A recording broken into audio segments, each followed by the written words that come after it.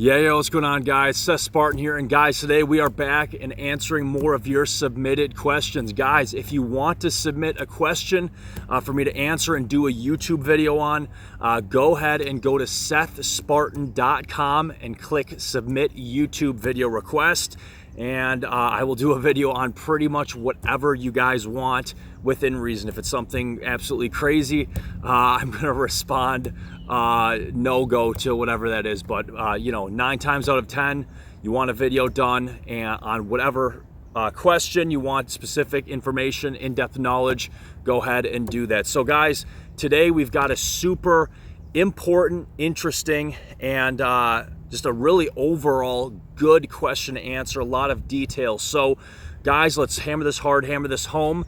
Short, sweet, to the point, but at the same time giving all the best knowledge, information, and also not leaving out any details, especially for this person. So this question, this submit video request, is from Eric. We'll leave last names out, obviously, for confidentiality, to remain anonymous.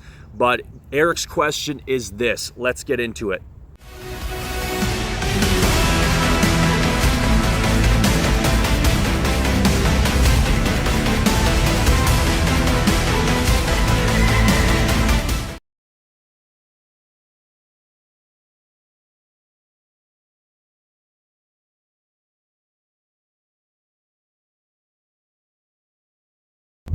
All right, guys, so Eric's question is this. He says, "Hello, Seth. I have some questions about hormone doses this person would stay on and never blast and cruise. In your expert opinion, what is the highest dose of pharmaceutical-grade testosterone, cypionate, milligrams, somebody 25 through 30-year-old healthy male, healthy BMI, could take per week and stay on for 20 years and maintain their health?" He goes on to say, "Then after the 20 years, be on a low maintenance dose. Assuming this person is pinning 2 times per week, I am gluteal, possibly using HCG, AI, blood pressure med, getting regular blood work, checking blood pressure regularly, and giving blood donations as needed. Also, what is the highest blood total testosterone someone, again, 25 through 30-year-old healthy male, could stay at while maintaining their health from test SIP injections?" That's testosterone cypionate. And he specifies nanograms per deciliter. He goes on to say, how much of an advantage would these doses and total blood levels have for strength and muscle over a natural bodybuilder / powerlifter? Let's say a young black African athlete with good genetics and a high natural test. Thank you, Eric. So, Eric, to answer your question, simply, and don't worry, I won't leave out any of the details or anything that's absolutely crucial to answering this question, but this is what you need to know, all right? You've already specified at the end what you're looking for, what you want, and you really want to know how much an advantage, if you put your testosterone, using testosterone cypionate, if you put your testosterone level to the highest you can keep it, while at the same time maintain your health, how much of an advantage are you going to have over a natural athlete? And here's the bottom line. Let's get right to the punchline, all right, for Eric and for everybody watching this. And I'm going to answer everything in detail, don't worry. But the punchline is this. You are going to have a large advantage over any natural athlete or any natural. Let's say we'll take your twin, all right? This is probably the best way to answer this. Let's say you have a twin, Eric. We take your twin and, or we clone a twin, whatever. We take your twin and he's gonna have whatever good natural testosterone level, and then we're gonna take you, this is hypothetical by the way, and then we're gonna take you and we're gonna bring you to, the highest we can bring you testosterone wise for health while maximizing performance, all right? You're going to have a large advantage. And when I say large advantage, we are talking anywhere from 10 to 20, up to 20% advantage, maybe slightly higher than that over a natural athlete. So is that a big advantage? Yes, that is a huge advantage in terms of what? Muscle mass. If you're doing bodybuilding, you're going to hold 10 to 20% more muscle than your twin, okay? Remember your twin, the example we're using. You're going to hold 10 to 20% more muscle than your twin. who's, has a good natural high testosterone level, but completely natural once again. 10 to 20% more muscle. So for bodybuilding, this is huge, 10 to 20%. And then if we're talking powerlifting, again, 10 to 20% if we're talking about strength and totals, okay? You're gonna have a huge advantage, all right? So now that we've answered the root, the crux, the pinnacle of what Eric, really this question revolves around, now let's get into, for you, Eric, and for everybody else watching this video, to answer the details. And again, if you guys want a YouTube video done by me, go to SethSpartan.com and click submit YouTube video request, and I will answer pretty much any question within reason, okay? All right, so moving on to the rest of Eric's question, because there's some other important details that, guess what, we got to talk about. So one of the first things he says is, what is the highest dose of pharmaceutical grade testosterone milligrams? All right, and then he gives his age range, somebody healthy, okay? What's the highest milligram dose that you can stay on? What is the highest testosterone cypionate milligram dose that you can stay on weekly for maximum performance? We've already talked about, because that's what he's looking for. And also at the same time for what? Maximum health, being able to maintain your health without getting all the pros without the cons. And here's the answer to this question, this first part of the question, Eric. So pay attention, everybody who's watching this. I cannot give you a dosage. You know why? Because, wait for it. The big reason is because this dosage is going to be tied in directly with the second part of your question, which is total testosterone level. The dosage, and I ranted about this in another video. I disagreed with Greg Doucette, Coach Greg, whatever you want to call him. This is the thing. The milligram dosage, whatever, 200, 250, whatever you're doing, that doesn't really matter, okay? What matters is, where is your total testosterone level falling at, okay? If somebody weighs 250 pounds, their total testosterone is going to be a lot lower than if somebody who's taking the same dose at 200 pounds, okay? Metabolism, but also body weight. And the amount of body fat you carry too is going to, the more body fat you have, typically the more testosterone you need, because the body fat actually increases your blood volume a lot and takes up a lot of testosterone. We can get into that later in more specifics, but let's answer this question, because I know exactly what Eric's looking for answered in the rest of his question. So this is the answer to your question, Eric, and to everybody watching you.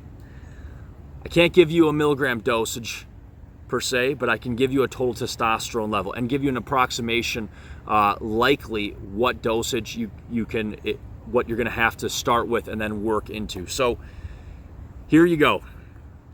And again, this is for entertainment, educational purposes only. Talk to your doctor before you do anything. But in my professional opinion, this is what you need to know.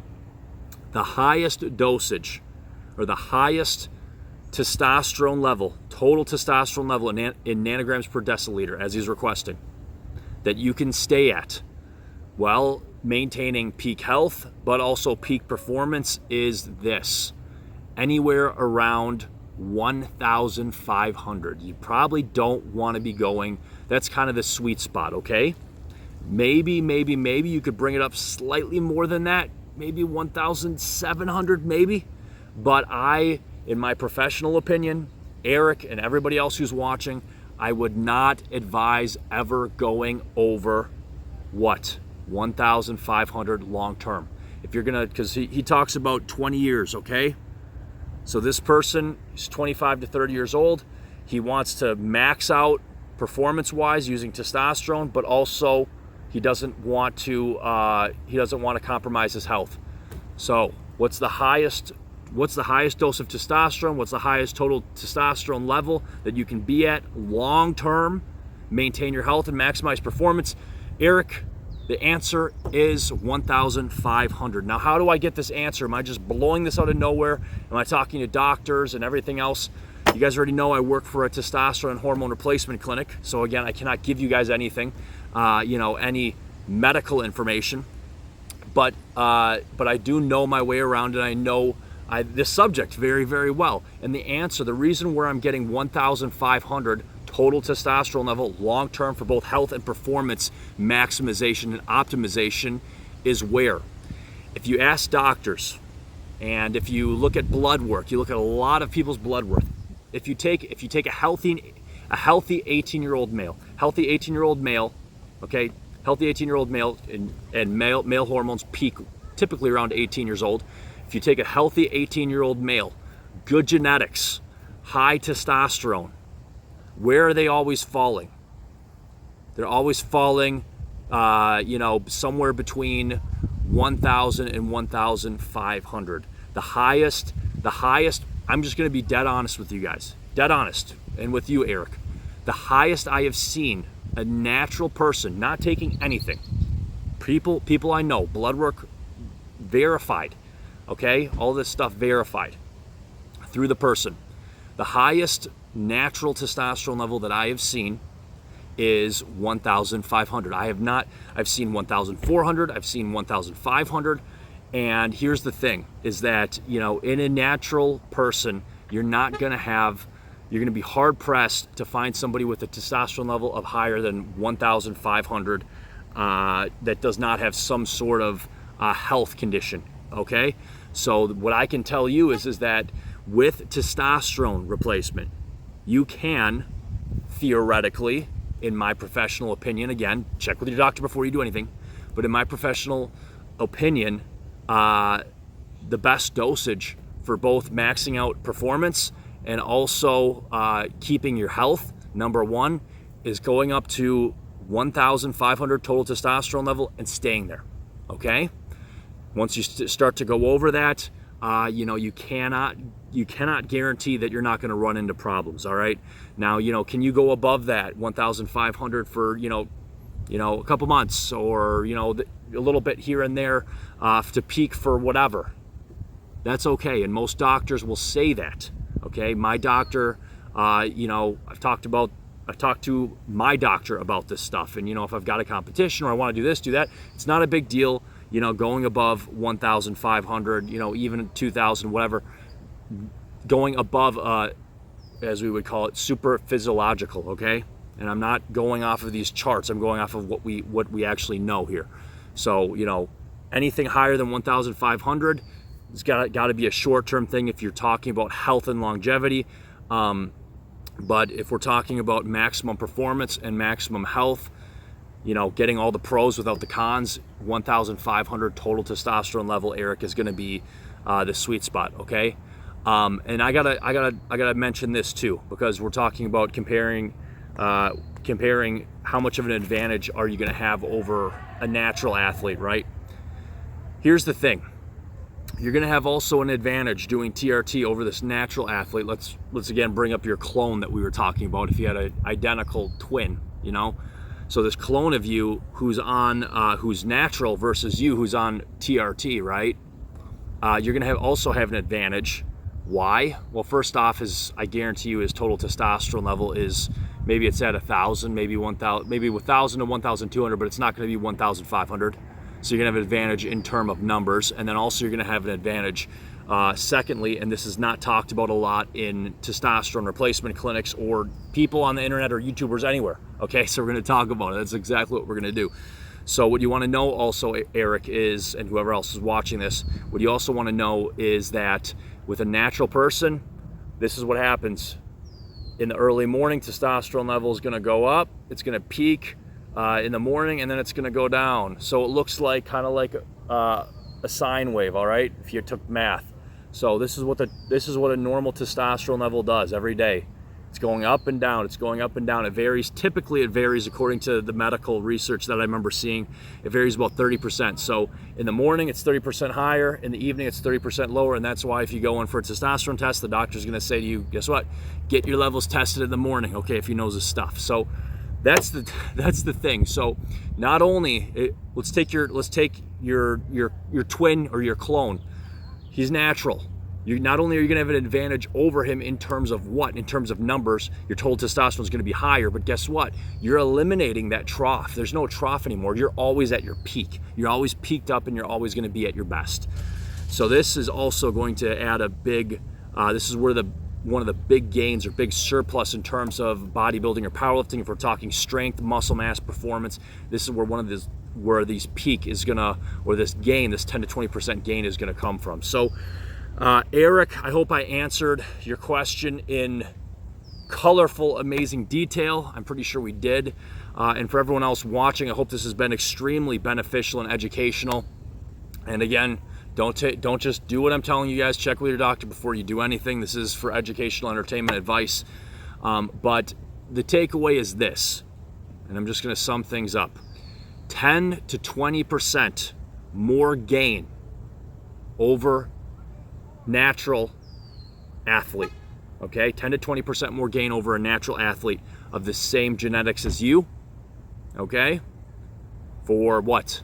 Muscle mass, strength, performance. Okay, so it's a big difference. And in terms of milligram dosage, remember what I said? I said, hey guys, I can't give you a dosage. Why? Because it's directly dependent on things like your weight, your metabolism, and really honestly just how fast also too the enzymes are breaking down testosterone into what? DHT or estrogen. So, and we could include that in, we're talking about hormone metabolism. So can't give you spot on a milligram per milligram dosage, but I would tell you, I'm going to assume, Eric, that you're around, maybe you're around 200 pounds-ish. All right, so I can give you a milligram dosage to maybe start. Check with your doctor before you do anything, but I'm going to say probably shoot for somewhere between, starting somewhere between 150 milligrams of pharmaceutical testosterone cypionate to 200 milligrams testosterone cypionate. But for somebody 200 pounds, if you want to be at 1,500, I don't think if you're around 200 pounds, you're not going to need more than 200 milligrams a week. I'm prescribed 250 milligrams testosterone cypionate a week. You guys already know that. Through my clinic I work for maximum performance. And like I said, I like to keep my levels, just around the, I don't go over 1,500. I don't like going over that, but for long term. But we've already talked about all this stuff in other videos. One last thing I want to point out here, and this is just bonus information regarding everything we've talked about this entire subject for you, Eric, and for everybody else watching. This is bonus. Pay attention. Let's talk about AI. You mentioned AI, right? Here's the big takeaway. For maximum performance, muscle mass, strength, you want to use as little AI as possible. Please listen to what I'm saying here, because this is not talked about in the bodybuilding, fitness, athletic world, and this is not talked about in hormone replacement hardly at all. Not by doctors, not by nobody. This is what you need to know. Pay attention. Your estrogen levels. You want to keep your estrogen levels as high as possible in the normal range. You want them, if you go over the normal range, fine. Take some AI to lower them, bring them back in. You shouldn't have to have your estrogen running wild. But there is an advantage. There is a distinct advantage. Again, take the normal estrogen range. Eric, listen to me. You want your estrogen levels not at the bottom of the normal range, not in the middle, but if you're doing testosterone replacement, you should have your estrogen near the top of the range. Why? Maximum human growth hormone release, maximum growth hormone release, maximum HGH release, and IGF-1 levels. It is directly, this is gold I'm giving you guys, for everybody, all right, free gold. The higher estrogen levels get, okay, the higher your natural HGH and IGF-1 levels are going to be. This is medically proven sound medical fact. You can look at the studies. They found out, because they were researching anabolic steroids, researchers found out that, hey, guess what? If we give people anabolic steroids, testosterone, DECA, EQ, also they did things like, Anavar, Anadrol, whatever, they found out what? If they give people anabolic steroids, testosterone included, versus if they gave people anabolic steroids, testosterone included, that convert into estrogen, anabolic steroids that convert into estrogen, again, testosterone included, versus they give people anabolic steroids that do not convert into testosterone. Guess what happens?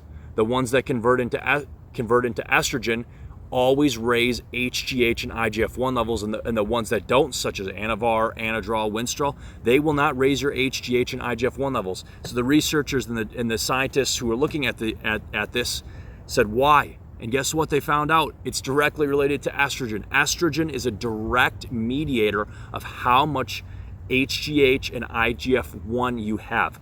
The more estrogen you have, guess what?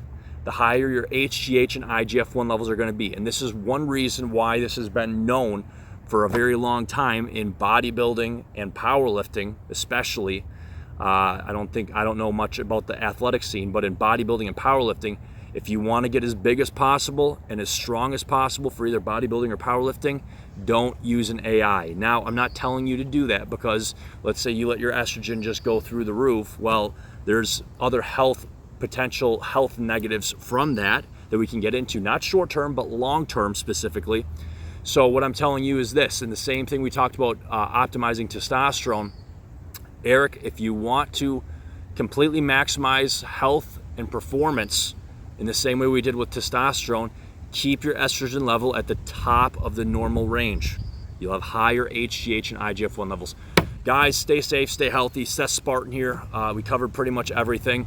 And again, I couldn't just shoot right out of the box and give you a milligram dosage just because, again, it's not dependent on, guess what? Milligram. Okay, it's dependent on where their total T level is. Guys, Seth Spartan, stay safe, stay healthy. Keep the questions coming. Go to SethSpartan.com again to submit your own question. I'll do a YouTube video on it. But guys, stay safe, stay healthy, and enjoy the beautiful summer day as I am doing, and we are out of here.